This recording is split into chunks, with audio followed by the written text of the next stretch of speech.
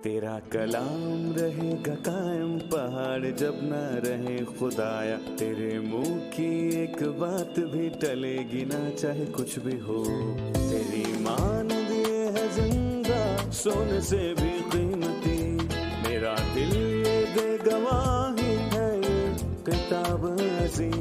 नाज़िल करे अपना कलाम, शिकस्ता दिलों को सुकून मिले, तारीखी दूर हो मेरी राहें रोशन कर।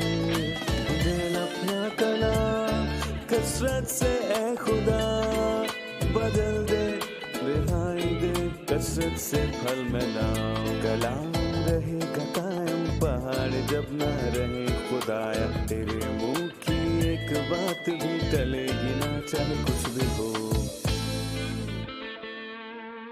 अजीज नाजरीन, मैं अयाद ज़रीफ आप सब देखने वालों को हमारे रोज के बाइबली मुतालिया प्रोग्राम की इस नई किस्त में खुशामदीद कहता हूँ।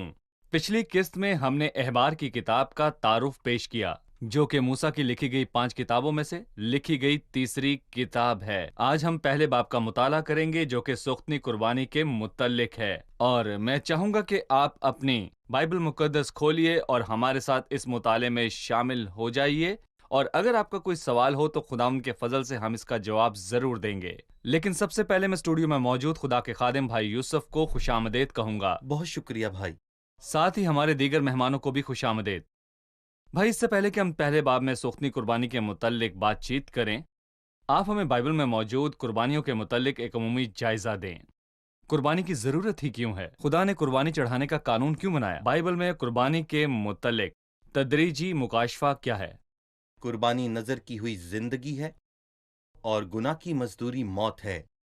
हमारे पास 2 रास्ते हैं, उनमें से एक ये है कि मैं कीमत अदा करूं, और अगर मैं करूं भी तो मैं खुदा को जो लामहदूद है उसका हक अदा नहीं कर सकता, तो लिहाजा खुदा का कहर मुझ पर हमेशा कायम रहेगा। खुदा अपनी पाकीज़गी और रास्तबाजी के हमरा मोहब्बत भी है, इसलिए खुदा की पाकीज़गी के आगे कफारा जरूरी था, जो कि खुदा की मोहब्बत से नजर किया गया। और जब आदम ने गुनाह किया तो खुदा ने उसे पहले ही बता दिया था कि जिस दिन तू इसमें से खाएगा सो तू मरेगा, और वो मौत की सजा के लायक था। और खुदा जो आदम ने किया उससे बहुत ज्यादा हैरान था, लेकिन खुदा जो सारे जलाल के लायक है, उसने आदम और उसकी बीवी के लिए चमड़े के कुर्ते बनाए और उनको ढांपा। सो खुदा ने कुर्बानी से चमड़ा हासिल किया, और जब आदम ने गुनाह किया तो इंसाफ के मुताबिक वो नहीं मरा बल्कि एक मुतबादल मरा, और खुदा ने इस मुतबादल के कानून को खुशी से कबूल किया। और फिर पैदाइश के 3 बाब में लिखा है, उसने उसे भी कबूल किया। जैसा कि हम अब्राहम की कहानी में देखते हैं, उसने इसहाक के बदले मेंढे को कुर्बान किया था। सो खुदा अपने फजल से ये सब करने को मजबूर ना था, और ना ही कोई खुदा को मजबूर कर सकता है। उसने इस मुतबादल के कानून को कबूल किया। सो इसहाक के बदले मेंढे को कुर्बान किया गया। खुदा कहता है, भले ही मैंने कुर्बानी में एक मुतबादल को कबूल किया, लेकिन कुर्बानी खुद किसी गुनाह के कफारे को अदा करने की अहलियत नहीं रखती, क्योंकि यह नामुमकिन है कि बैलों और बकरों का खून गुनाह को दूर करे, बल्कि कुर्बानियां मसीह की अक्कासी करती हैं और खुदा के इंसाफ के तमाम तर तकाज़ों को मुकम्मल करने की अहलियत रखती हैं। इसलिए कुर्बानी बतौर मुतबादिल अहम है। जी, कुर्बानी के मुतल्लिक तदरीजी मुकाशफा क्या है? दरअसल बाइबल अजीम किताब है। ये एक नजरिए को पेश करती है और फिर उस पर मुकम्मल मुकाशफा पेश करती है और रोशनी डालती है। मुकाशफा शुरुआत से मुकम्मल है और अब खुदा उस पर नए तरीकों से रोशनी डालता है। मसलन पैदाइश के 3 बाब में हम पढ़ते हैं कि खुदावंद कुर्बानी के मुतबादल के कानून को कबूल करता है। सो आदम के बदले मुतबादल की जान गई। और 4 बाब में हाबिल अपनी भेड़ बकरियों के पैलौठे और उनकी चर्बी का हदिया लाया। गोया खुदावंद का कलाम हमें ये बताता है कि खुदावंद तुम्हारे बदले कमजोर और बेकार को नहीं बल्कि बेहतरीन को कुर्बान करेगा। और जब हम 6, 7 और 8 बाब पर जाते हैं तो हम नूह की कश्ती का जिक्र करते हैं। नापाक जानवरों में से एक एक जोड़ा लिया ताकि जिंदगी को महफूज किया जा सके। लेकिन पाक जानवरों के साथ साथ जोड़े क्यों? ताकि नूह जब कश्ती से बाहर निकले تو وہ خدا کے لیے سوخنی قربانی گزران سکے ان پاک جانوروں سے۔ سو یہ ہماری سمجھ کو نئی روشنی بخشتی ہے کہ وہ بھیڑ بکریوں کے کچھ پہلوٹے اور ان کی چربی کا ہدیہ خدا کے حضور لایا۔ اور پھر 22ویں باب میں ایک بات سامنے آئی کہ قربانی انسان کی جائے گی۔ نہ صرف یہ بلکہ یہ کہ اس کو پیش کرنے والے کا اس سے زبردست اور ایک بہت گہرا تعلق ہے۔ اپنے بیٹے اسحاق کو جو تیرا اکلوتا اور جس سے تجھے پیار ہے لے کر جا اور اس پہاڑ میں سے جو میں تجھے دکھاؤں گا سوختنی قربانی کے طور پر چڑھا۔ یہاں روشنی ڈالی گئی۔ جب ہم خروج میں فسح کے برے کو دیکھتے ہیں تو ہم سمجھ جاتے ہیں۔ ہم احبار کی کتاب میں مختلف قربانیوں کے حوالے سے حیران کن روشنی کو پاتے ہیں، اور یہ کوئی ایک قسم کی نہیں بلکہ مختلف اقسام کی قربانیاں ہیں۔ صحیح۔ جب ہم اس کتاب کو پڑھتے ہیں تو ہم جانیں گے کہ جس قسم کے جانوروں کی قربانی چڑھائی گئی وہ جانور پاک تھے، جی اور پالے جانے والے کو انہیں لانے صحیح۔ کے لیے شکار نہیں کرنا پڑتا تھا۔ جن جانوروں کو قربان کیا جاتا وہ آسانی ملتے تھے۔ کیوں؟ میرا خیال ہے کہ ہم استثنا کی کتاب میں دیکھتے ہیں کہ بائبل اس کلام کے متعلق بتاتی ہے جس کی ہم منادی کرتے ہیں۔ یہ مت کہو کہ آسمان پر کون چڑھے گا، یعنی مسیح کے اتر آنے کو، یا گہراؤں میں کون اترے گا، یعنی مسیح کو مردوں میں سے جلا کر اوپر لانے کو۔ اور پھر لکھا ہے کلام تیرے پاس ہے۔ گویا ہم مسیح کے پیچھے بھاگ نہیں سکتے تاکہ اس کی قربانی چڑھائی جا سکے۔ اور کیا انسان یہ تصور کر سکتا ہے کہ خدا اپنے بیٹے کو یہاں بھیجے گا؟ یہ ناممکن ہے۔ در حقیقت یہ سمجھ سے بالاتر ہے، یہ منطق کے برخلاف نہیں، لیکن یہ سمجھ کے اوپر ہے کہ خدا اپنا بیٹا بھیجے، لیکن ایسا ہی ہوا تھا۔ اور جب مقررہ وقت آ گیا تو خدا نے اپنے بیٹے کو بھیجا۔ مطلب یہ کہ ہمیں کچھ بھی کرنے کی ضرورت نہیں ہے، کیونکہ یہ مکمل طور پر ایک الہی منصوبہ تھا کہ خدا اپنے بیٹے کو بھیجے جس نے صلیب پر جان دی۔ آپ سے بس وہ یہی تقاضا کرتا ہے کہ آپ اس پر ایمان رکھیں۔ بھائی یوسف، یقیناً ہم پہلے باب میں سوختنی قربانی پر بات چیت کو جاری رکھیں گے، جی لیکن اور قربانیوں کا بھی ذکر ہے جن میں سلامتی کی قربانی، گناہ کی قربانی اور جرم کی قربانی ہے، اور پھر نظر کی قربانی ہے۔ لیکن ان مختلف اقسام کی قربانیوں کی کیا ضرورت تھی؟ ایک ہی طرح کی قربانی کیوں نہیں؟ مسیح کے کام کے بہت سے پہلو ہیں۔ مسیح کسی ایک پہلو سے مکمل ظاہر نہیں ہو سکتا۔ وہ جلال سے بھرا ہوا ہے اور کچھ بھی کرنے کی قدرت رکھتا ہے۔ مسیح بطور شخصیت عظیم شخص تھا، اور ہم چاروں اناجیل میں بھی اس کے کردار کے متعلق پڑھتے ہیں، اور انہی اناجیل میں ہم اس کے کاموں کے متعلق بھی پڑھتے ہیں، اور یہاں بھی ہم 4 قسم کی قربانیوں کے متعلق پڑھتے ہیں۔ مسیح جو جلال کے لائق ہے یہاں پر اس کی عکاسی سوختنی قربانی کے طور پر کی گئی ہے، اور پھر سلامتی کی قربانی ہے، اور اس کے بعد گناہ کی قربانی ہے، اور آخر میں جرم کی قربانی۔ کسی نے کہا کہ یہ قربانی میری ضرورت کے مطابق نہیں بلکہ خدا کی شخصیت کو تسکین دینے کے لیے رکھی گئی ہے، جو بہت ضروری ہے۔ صحیح۔ آپ سادہ طرح سے ان چاروں چیزوں کو ہمیں سمجھانے والے ہیں۔ سوختنی قربانی ہے کیا؟ سلامتی، گناہ اور جرم کی قربانی کیا ہے؟ سوختنی قربانی خدا کے جلال کے لیے ہے۔ سو جب خداوند یسوع مسیح نے صلیب پر اپنی جان دی، اس کا ایسا کرنے کی پہلی وجہ میری نجات نہ تھی، لیکن اس کی موت نے مجھے بچایا۔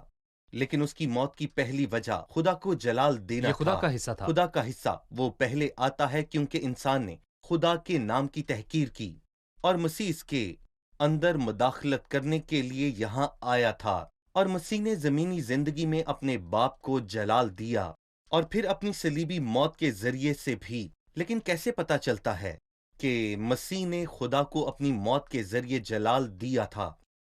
سلامتی کی قربانی ایک اور موضوع پر روشنی ڈالتی ہے جو کہ رفاقت کے تعلق کو بحال کرنا ہے، کیونکہ گناہ نے بڑے مسئلے کو جنم دیا۔ اس نے خدا اور انسان کے تعلق کو ختم کر دیا۔ تمہاری بدکاری نے تمہارے اور خداوند کے درمیان جدائی کر دی۔ سو خدا اور انسان کے درمیان اس راہ کو کون صحیح کر سکتا تھا جو تباہ ہو کر رہ گئی تھی؟ مسیح، کیونکہ وہی سلامتی کا ذبیہ ہے، کیونکہ وہی ہماری جس صلح نے اور دونوں کو سلامتی ہے، ایک جس کر نے دیا۔ جدائی کی دیوار کو بیچ میں سے ڈھا دیا ہے۔ لیکن مسیح کی موت گناہ کے کوڑ کی بھی بہت اچھی دوا ہے۔ سو مسیح کی پاک فطرت کا تقاضا یہ ہے کہ قربانیاں ہوں۔ اس کا تقاضا گناہ کی قربانی کے طور پر ہے۔ نہ صرف گناہ نے انسان کو بلکہ خدا کو بھی رنجیدہ کیا۔ سو مثال کے طور پر جو کوئی بھی گناہ کرتا ہے، چاہے وہ زنا ہو، چوری ہو، یا پھر کسی بھی شخص کا قتل ہو، یا پھر وہ انسان کسی دوسرے کے لیے نقصان کا باعث بنے، تو اس لیے ضروری تھا کہ گناہ اور جرم کی قربانیاں کی جائیں تاکہ خدا کو، جو اپنی بادشاہت تلافی میں کے لیے۔ انصاف کا خدا ہے، صحیح۔ ناراض نہ کیا جائے۔ اس لیے یہاں 4 باتیں: سوختنی قربانی خدا کے جلال کے لیے، اور سلامتی کی قربانی خدا سے رشتے کی بحالی کے لیے، اور گناہ کی قربانی خدا کی پاک فطرت کے لیے ہے، اور پھر اس کے بعد آخر میں جرم کی قربانی خدا کی راست فطرت کے لیے ہے، اور یہی خدا کے شایان شان ہے۔ ٹھیک ہے، شکریہ۔ ہم یہاں ایک وقفہ لیں گے اور پھر دوبارہ حاضر ہوں گے۔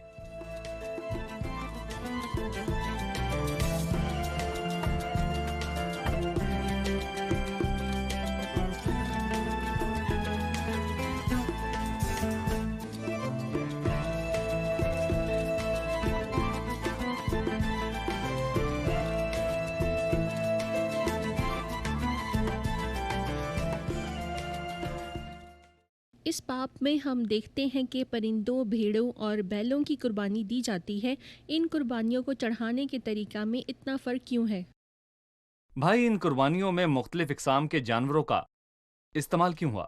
ٹھیک ہے، سب سے پہلے ہمیں یہ دیکھنا ہے کہ خداوند نے موسیٰ کو خیمہ اجتماع میں بلایا اور اسے سب ضروری ہدایات دیں کہ جب تم میں سے کوئی خداوند کے لیے چڑھاوا چڑھائے تو تم چوپاؤں یعنی بھیڑ بکریوں اور گائے بیل کا چڑھاوا چڑھانا۔ مثال کے طور پر جب شادی ہوتی ہے تو لوگ اپنی مرضی کا تحفہ لاتے ہیں، مطلب کبھی ایسا بھی ہوتا ہے کہ ایک طرح کی چیز آپ کو دوبارہ مل جاتی ہے 5 جایا یا 10 کرتی۔ دفعہ بھی۔ پھر لوگوں نے اچھا طریقہ بنایا کہ انہوں نے اپنی ضرورت کی چیزوں کی ایک فہرست بنا لی، ان چیزوں کی ضروریات۔ جو ابھی نہیں ملی۔ پھر ہر شخص نے طے کیا کہ وہ اپنی حیثیت کے مطابق دے گا، 100 پاؤنڈ یا 500 پاؤنڈ یا 1000 پاؤنڈ یا اس سے کم یا پھر اس سے زیادہ۔ پھر وہ شخص اس چیز پر نشان لگا دیتا ہے کہ وہ تحفہ دوبارہ دہرایا نہ جائے۔ خداوند یہی بتاتا ہے کہ اگر تم میرے حضور کچھ لانا چاہتے ہو تو میں تمہیں اس کا بتاتا ہوں، تاکہ ہم وہ نظر نہ کریں جو ہم چاہتے ہیں، کیونکہ باپ ایسے پرستار ڈھونڈتا ہے جو سچائی سے اس کی پرستش کریں۔ اس کا تقاضا کیا ہے؟ سب سے پہلے خدا کا تقاضا ایک بیل ہے جو مسیح کی زندگی میں کی گئی یہ مشقت بھری زندگی کو ظاہر کرتا ہے، پھر اس کی صلیبی موت کو، اور بیل سب سے بڑا جانور ہے۔ لیکن کیا آج ہر اسرائیلی اور ہر انسان خداوند اپنے خدا کے حضور بیل کی قربانی کو پیش کر سکتا ہے؟ اور میں نہیں جانتا کہ ایک بیل کتنے کا ہے، لیکن یہ بہت زیادہ پیسوں میں آئے گا۔ لیکن اگر آپ بیل نہیں لا سکتے تو اس سے کم بھی قبول نہیں کیا جائے گا۔ خدا بھیڑ بھی قبول کرتا ہے، مگر شاید میں ایک بھیڑ ہی لا پاؤں اور وہ قبول کرے۔ تو کیا لا سکتا ہے؟ میں فقط ایک کمری یا پھر 2 کبوتر ہی لا سکتا ہوں۔ کیا خدا تو قبول کرے گا؟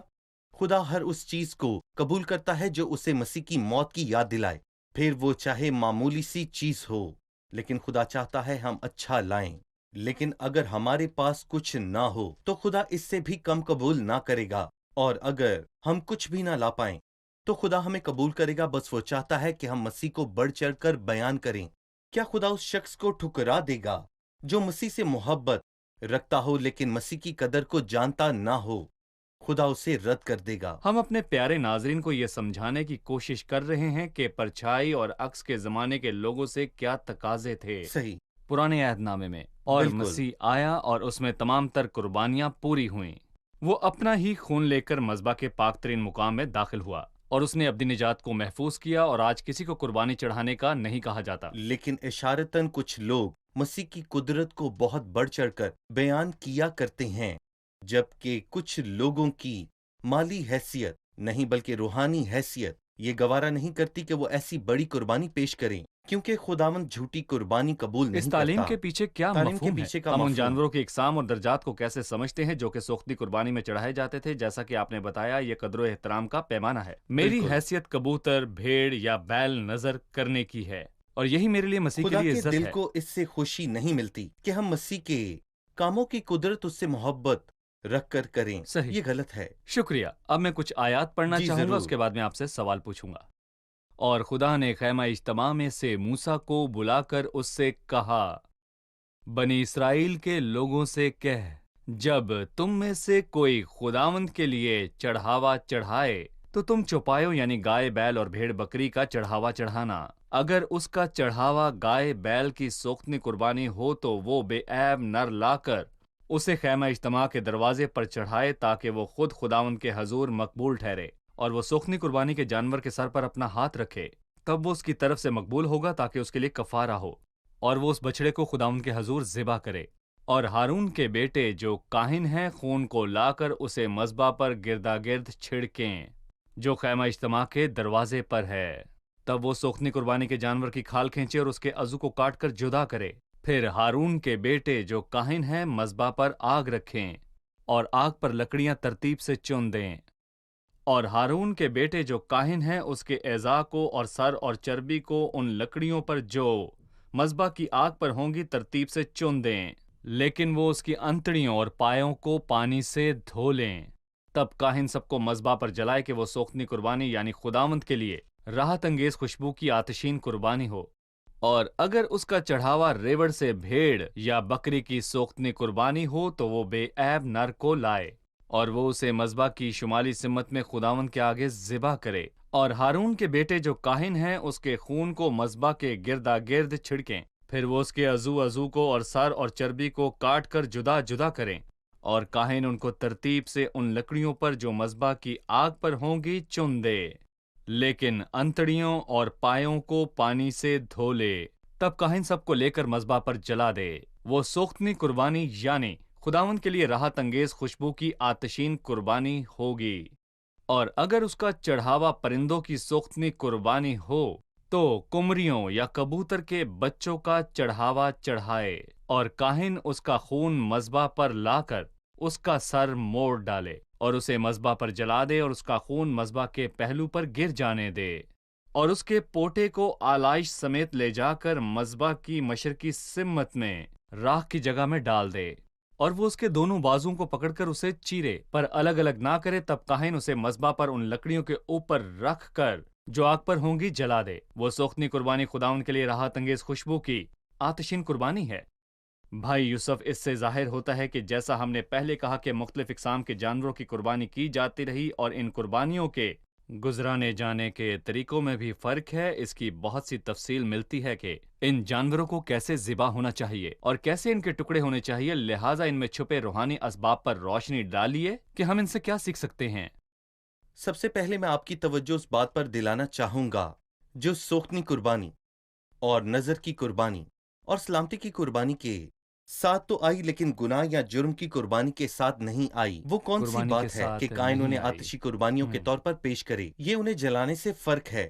گناہ کی قربانی کا جلانا ضروری ہے، خداوند کو گناہ سے نفرت ہے، لیکن یہ قربانیاں آتشی قربانیوں کے طور پر چڑھائی جاتی تھیں، اور خداوند کو ان کی خوشبو اچھی لگتی تھی۔ اور دوسری بات یہ ہے کہ جب کوئی بھی قربانی گزرانی جاتی تو اس شخص کو اس کے سر پر ہاتھ رکھنے ہوتے تھے۔ صحیح۔ سوختنی قربانی اور گناہ کی قربانی، یہاں پر دونوں میں فرق پایا جاتا ہے، اور یہ فرق آخر کیا ہے؟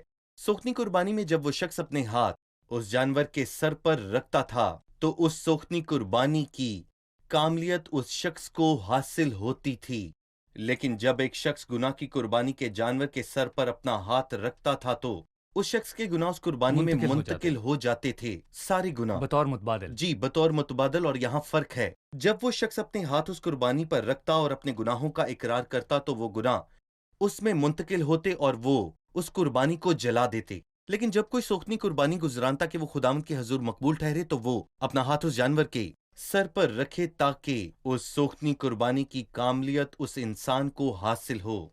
میرے خیال میں ایک اور فرق ہے جس کی طرف میں آپ کی توجہ دلانا چاہتا ہوں۔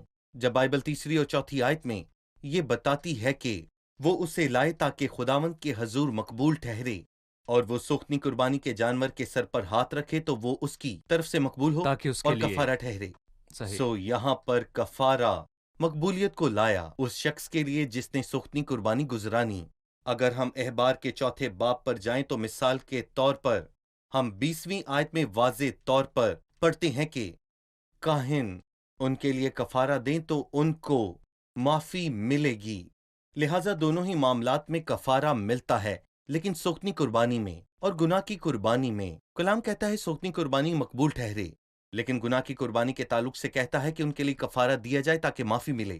میرا خیال ہے کہ گناہ کر کے معافی کا طلبگار ہونا اور گناہ نہ کرنے میں فرق ہے، کیونکہ میں خداوند کے حضور مقبول ہونے کے لیے سوختنی قربانی کرتا ہوں، اور یہی ہمیں حابل کی قربانی کے معاملے میں نظر آتا ہے، جس سے اسے اپنے راست ہونے کا ثبوت حاصل ہوا، اور دراصل اسی چیز کی اشد ضرورت ہونے کے باعث ہمیں مسیح کی سوختنی قربانی ہونے سے فائدہ اٹھانا ہے۔ صحیح۔ پھر ان قربانیوں سے جڑے رسمی طور طریقوں میں یہ بھی ہے کہ وہ بیل کو ذبح کرے اور خون کے مذبح کے گردا گرد چھڑکے۔ کیا ہم مذبح کے گردا گرد خون چھڑکنے سے بھی کوئی تعلیم پا سکتے ہیں؟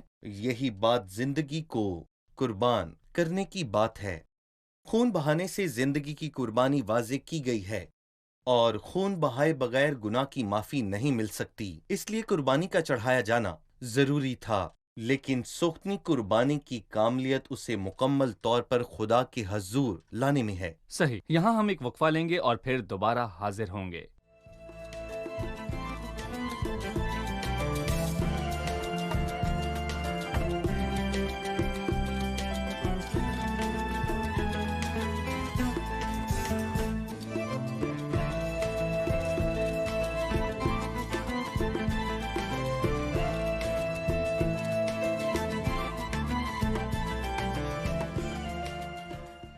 تب وہ سوختنی قربانی کے جانور کی کھال کھینچے اور اس کے عضو کو کاٹ کر جدا کرے۔ اس آیت سے ہم کیا سیکھتے ہیں؟ جی بھائی یوسف۔ کھال کھینچے تو باطن ظاہر ہوتا ہے کہ مسیح کی بات کریں تو اس کے اندر کیا تھا، ساری کاملیت اس کے اندر تھی، اس لیے کاہن کو سوختنی قربانی کی کھالیں کھینچنا پڑتی تھیں تاکہ اس کے باطن میں جو ہے وہ ظاہر ہو، اور وہ سب جس سے خدا کو جلال ملے مسیح میں تھا۔ مجھے یہ جملہ اچھا لگتا ہے کہ اعضا کا کاٹ کر جدا کرنا۔ بائبل یہ نہیں کہتی کہ ٹکڑے ٹکڑے کرنا، بلکہ کاٹ کر جدا کرنا، جو کہ یہ ظاہر کرتی ہے کہ مسیح نے وہاں پیار نہیں دکھایا جہاں پر اسے اپنی راست بازی کو ظاہر کرنا چاہیے تھا، اور جہاں اسے سختی دکھانی چاہیے تھی وہاں اس نے ہمدردی نہیں دکھائی، اور مسیح میں سب کچھ اپنی صحیح جگہ اور مقام پر موجود تھا، کسی نے کسی کی جگہ نہ لی تھی۔ اور توبہ کرنے والے ڈاکو کے یہ الفاظ تھے کہ اس شخص نے تو کچھ بھی غلط نہیں کیا، اس نے سب کچھ صحیح جگہ اور وقت پر کیا تھا، اس لیے لکھا ہے کہ عضو کو کاٹ کر جدا کیا، اور یہ مسیح کو واضح طور پر ظاہر کرتا ہے، اس جلالی شخصیت کو جس نے سب کچھ خواہ وہ اس کی زندگی میں ہو یا پھر موت پر خدا کے جلال کے لیے کیا تھا۔ کاہن کے اس کے عضو کو کاٹ کر جدا کرنے کے بعد میں چاہوں گا کہ آپ 8ویں 9ویں آیت پر بات کریں۔ کاہن کو اعضاء، سر اور چربی کو لکڑیوں پر ترتیب سے رکھنا ہے، پر 9ویں آیت میں لکھا ہے لیکن وہ اس کی انتڑیوں اور پایوں کو پانی سے دھو لیں، تب کاہن سب کو لے کر مذبح پر جلا دے، وہ سوختنی قربانی ہوگی۔ اب جب وہ سوختنی قربانی پر مزید بات کرتا ہے تو وہ اس کے اعضاء کی بات کرتا ہے۔ سب سے پہلے میں آنتڑیوں اور پاؤں کے دھوئے جانے پر بات کروں گا۔ انہیں دھویا کیوں جاتا تھا؟ انہیں دھویا اس لیے جاتا تھا کیونکہ وہ مسیح کی روح کا سچا عکس ہیں، اسے دھونے کی کوئی ضرورت نہیں، صحیح۔ لیکن قربانی کو دھونا پڑتا تھا تاکہ مسیح کو پیش کر سکیں جو کہ پاک ہے، کیونکہ خدا پاک ہے اور ناپاکی کو پسند نہیں کرتا۔ صحیح۔ ہر طرح سے پاک کہا گیا ہے کہ ہم سب کو پاک ہونے کی ضرورت ہے، لیکن مسیح کے پاؤں کو پانی سے دھونے کی ضرورت نہیں، لیکن تیل سے مسا کرنے کی ضرورت ہے۔ صحیح۔ اگر ہم 8ویں اور پھر 9ویں آیت پڑھیں تو ان میں ہمیں واضح طور پر ملتا ہے کہ پہلے سر کا، پھر چربی کا، پایوں کا، آنتڑیوں کا۔ یہاں پر سر کس چیز کی طرف اشارہ کرتا ہے؟ جو گناہ سے واقف نہ تھا۔ دوسرا کرنتھیوں 5واں باب، مسیح کا ذہن۔ مسیح کا ذہن تھا۔ چربی کس کی طرف اشارہ کرتی ہے؟ عبرانیوں کے 4 باب میں لکھا ہے، وہ جو میری مانند سب باتوں میں آزمایا گیا تو بھی بے گناہ ٹھہرا، اس کا کوئی تعلق نہ تھا، نہ قریب سے نہ ہی دور سے۔ اور 9ویں آیت میں لکھا ہے، لیکن اس کی آنتڑیاں، جو کہ ہماری توجہ پہلے یوحنا کے 3 باب کی طرف لے جاتی ہے، اور تم جانتے ہو کہ وہ کس لیے ظاہر ہوا، کہ گناہوں کو اٹھا لے جائے، لیکن اس کی ذات میں گناہ نہیں۔ اور آخر میں پائے ہمیں پہلے پترس کی یاد دلاتے ہیں کہ اس نے گناہ نہ کیا۔ یہ قربانی جو گناہ کو جانتا نہ تھا، اور جس نے کبھی گناہ نہ کیا تھا وہ گناہ کو جانتا نہ تھا، اور وہ جو آزمایا گیا تھا تو بھی بے گناہ نکلا۔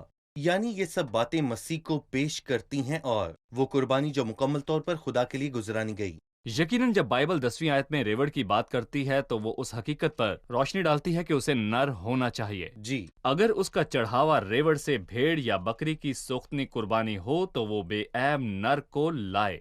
نر ہونے کی ضرورت کے پیچھے کیا وجہ ہے؟ نر طاقت کو ظاہر کرتا ہے، اور جب ہم سلامتی کی قربانی پر آتے ہیں جو کہ انسان اور خدا کے درمیان اس کا حصہ ہے، جو صلح کو پیش کرتی ہے، ہم یہاں دیکھتے ہیں کہ مادہ قربانیاں قبول ہوتی ہیں، لیکن اس کے برعکس سوختنی قربانی میں بس نر کو قبول کیا جاتا۔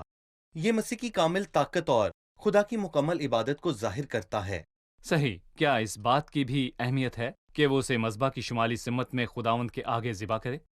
ظاہر ہے جو بھیڑ کی قربانی پیش کر رہا ہے اس کے جتنا امیر نہیں جو بیل کی قربانی کر رہا ہے۔ بے شک میری مراد اخلاقی اور روحانی ہے، یہ دونوں ہونا ضروری ہیں۔ اس کی قدر وہ و اس کی عزت جتنی قدرت اور عزت نہیں رکھتا جس نے بیل کو قربان کیا، جو کہ مسیح کو ظاہر کرتا ہے۔ یہاں بائبل شمالی سمت کی بات کرتی ہے جو خدا کے قہر کو ظاہر کرتا ہے۔ جو بھیڑ کی قربانی کرتا ہے وہ یہ سمجھنے سے قاصر ہے کہ مسیح خدا کا قہر کسی صورت نہیں چاہتا، اس کے لیے باتیں الجھی ہوئی ہیں۔ لیکن جو شخص بیل کی قربانی کرتا ہے وہ جانتا ہے کہ خدا سوختنی قربانی ہوتے ہوئے مسیح میں خدا کے غضب کو نہیں چاہتا، بلکہ وہ خداوند کی مقبولیت دلاتا ہے۔ بائبل کبوتر اور قمری کی قربانی کا ذکر کرتی ہے تو اس میں کچھ ایسی باتیں شامل ہیں جو کہ بیل اور بھیڑ کی قربانی سے مختلف ہے، اس پر کچھ بتائیے۔ میں پھر سے کہتا ہوں جو کبوتر اور قمری کی قربانی گزارتا ہے اس کے نزدیک خدا کی قدر و کم قیمت ہے۔ کم ہے، اس لیے یہاں ایسی باتیں ملتی ہیں جن کا ذکر بھیڑ یا بیل کی دفعہ نہیں ہوا۔ مثال کے طور پر اس کے پوٹے اور علائش کے سمیت جا کر اس سے ڈال، کچھ بھی ہو بھیڑ یا بیل آگ لگ جائے گی، لیکن کبوتر کی دفعہ ایک حصہ نکال لینا مذبح کی مشرقی سمت میں راکھ کی جگہ ڈالا گیا۔ 17ویں آیت میں لکھا ہے اور وہ اس کے دونوں بازو پکڑ کر اس سے چیرے پر الگ الگ نہ کریں۔ یہ اس کے الٹا ہے جو کچھ بیل کے لیے کہا گیا کہ عضو کو کاٹ کر جدا کرنا۔ یہاں پر لکھا ہے کہ بازوؤں کو پکڑ کر چیر لیکن الگ نہ کر۔ یقیناً جو اسے گزرانتا ہے ان کی سمجھ کا معیار ان سے کم ہے جو پچھلی قربانیاں گزرانتے تھے۔ شکریہ بھائی، ہمارے پروگرام کا وقت ختم ہوا چاہتا ہے۔ آئیے اب مہمانوں سے آج کے پروگرام کی رائے جانیں۔ خدا چاہتا ہے کہ ہم ہمیشہ مسیح کو اور اس کے کاموں کو قدر و عزت دیں، چاہے ہماری طاقت اور معیار کم ہی کیوں نہ ہو، خدا اسے قبول کرتا ہے۔ ہم دیکھتے ہیں کہ سوختنی قربانی خدا کے جلال کے لیے ہے، یہ اس کا حصہ ہے، انسانوں کے ان کاموں کے برعکس جنہوں نے خدا کی تحقیر کی۔ شکریہ، خدا آپ کو برکت دے۔ بھائی خدا آپ یوسف، کو آپ کا برکت بھی دے۔ شکریہ۔ عزیز ناظرین، آج کی قسط میں ہم نے سیکھا کہ سوختنی قربانی صلیب کے ایک پہلو کو بیان کرتی ہے۔ مسیح خدا کو خوش کرنے اور اس کا حق ادا کرنے کو صلیب پر گیا۔ انسانوں نے اپنے زمینی کاموں سے خدا کی تحقیر کی، مسیح نے اپنی زندگی میں خدا کو نظر کی قربانی ہو کر جلال دیا۔ وہ صلیب پر بھی گیا تاکہ اپنی موت سے خدا کو جلال دے۔ مسیح صلیب پر خدا کو خوش کرنے کے لیے چڑھا۔ اپنے صلیبی کام سے مسیح یسوع نے ہر طرح سے خدا کو جلال دیا۔ اپنے صلیبی کام سے مسیح نے خدا کو خوش کیا، یعنی خداوند کے لیے راحت انگیز خوشبو کی آتشین قربانی سے آپ خدا کے فضل کو پا سکتے ہیں۔ آپ اس کی مقبولیت پا سکتے ہیں جب آپ مسیح کے صلیبی کام کو ذاتی طور پر سمجھیں گے۔ آپ کی مشقت بیکار ہے اگر آپ دنیا میں کہیں اور مقبولیت کو تلاش کریں یا پھر کوئی کام کر کے پانا چاہیں۔ خدا آپ کو تبھی قبول کرتا ہے جب آپ مسیح کی موت کو ذاتی طور پر قبول کرتے ہیں۔ اگلے پروگرام میں آپ سے پھر ملاقات ہوگی۔ خدا آپ سب کو برکت دے۔